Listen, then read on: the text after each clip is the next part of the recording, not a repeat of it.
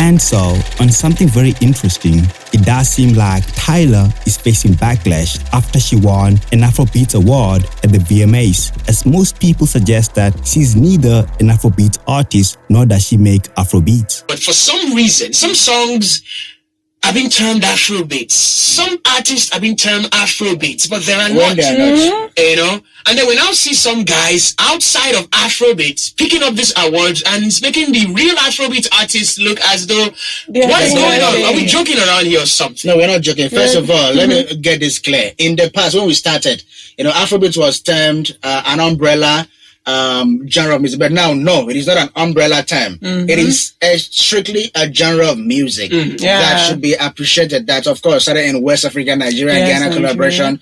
So that's the first thing that we need to get clear. It is not an umbrella term. It is a genre of music on its own.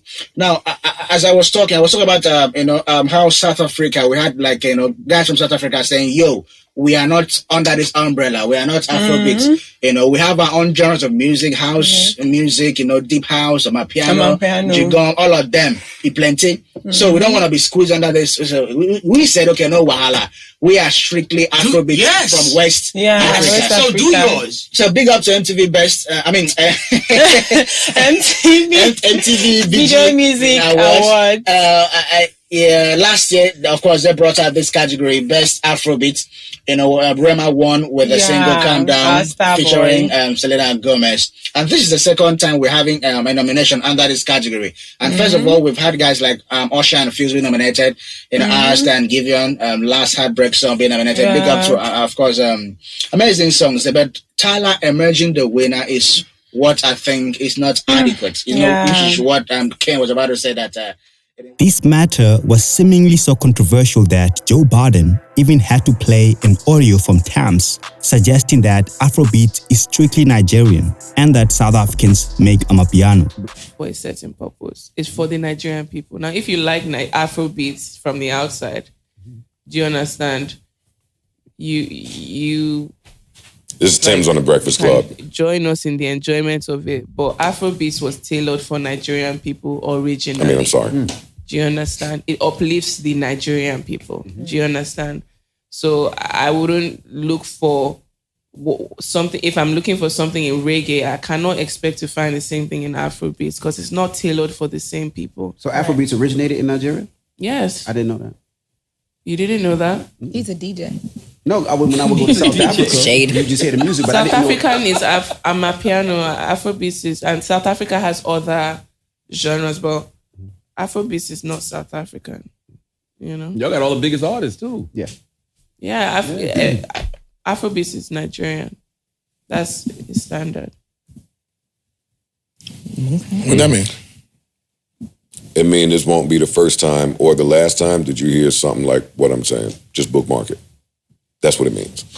It means that the people that have been doing whatever to drive attention, visibility, and economy to that genre, for the money to come in and for the new pretty South African girl to start winning all of the awards, this will not be the first time that you hear something like this. Doesn't that sound like an issue with more like MTV, for instance, for putting amapiano in an Afrobeats segment? Well, like I said, there's another one, I wish I remembered, but they put another R&B song, not Chris Brown and DeVito, that shit's hard. Chris Brown he don't play with the Afrobeat shit. Yeah, but there was another song they nominated that was R&B, and it was like, okay, y'all are broadening the category.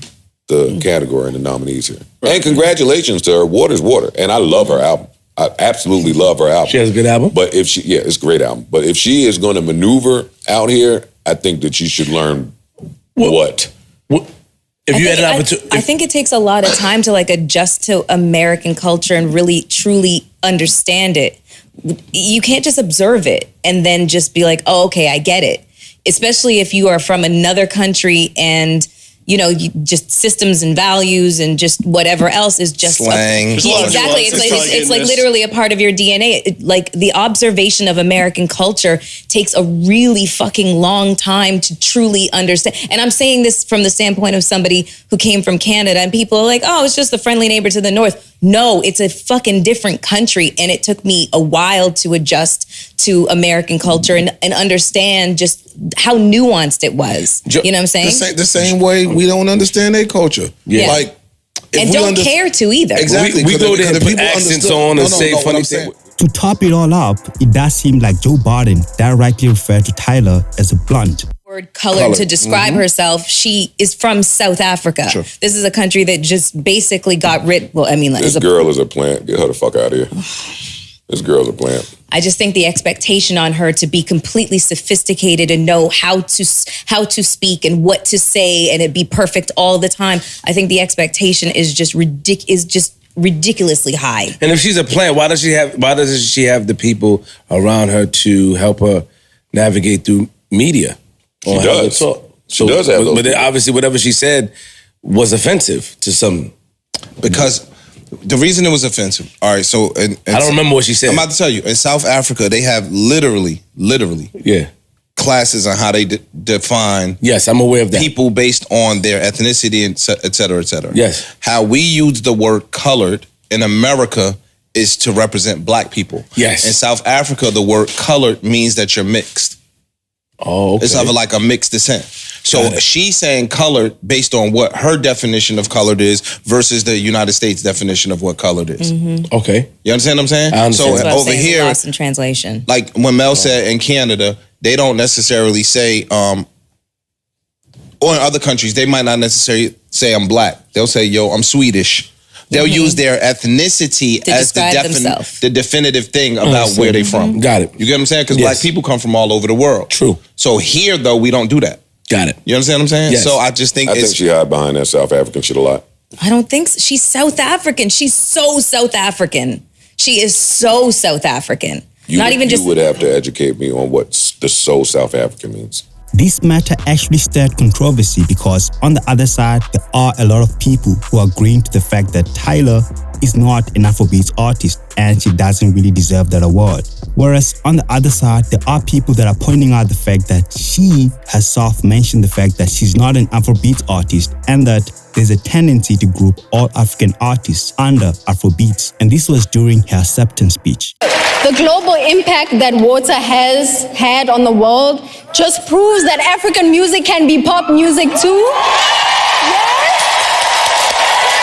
Like, this is just so special, but also bittersweet, because I know there's a tendency to group all African artists under Afrobeats. It's a thing, and even though Afrobeats has run things and has opened so many doors for us, African music is so diverse. It's more than just Afrobeats. I come from South Africa. I'm a piano. I represent my culture, and I just want to shout out all the Afrobeats artists in this category with me. Shout out Thames, Ira Star, shout out Loj, shout out Rema, Wizkid, Burna Boy, all of us. And yeah, love you guys. Africa to the world. Stream my album, Tyla. And thank you again.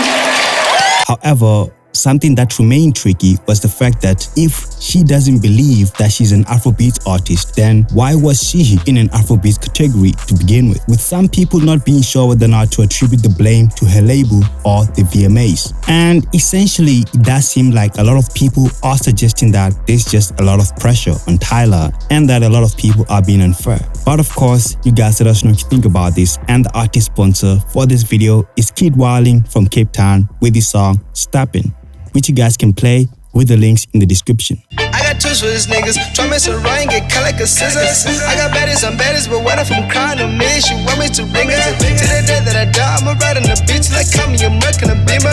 Never fake from my bros, all I got up, I never listen to teacher. Ayy, I got boots on my feet, so I'm stepping on niggas for real.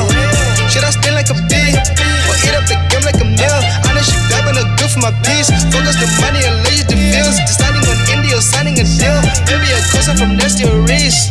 I know I gotta keep breaking, I know I gotta keep pressing, but I'm tryna get used to the hate and I'm tryna get used to the faking. Rapping ambitious like maybe get famous. When it comes to this money and this goals, I don't mix it all like Yaga no dashing.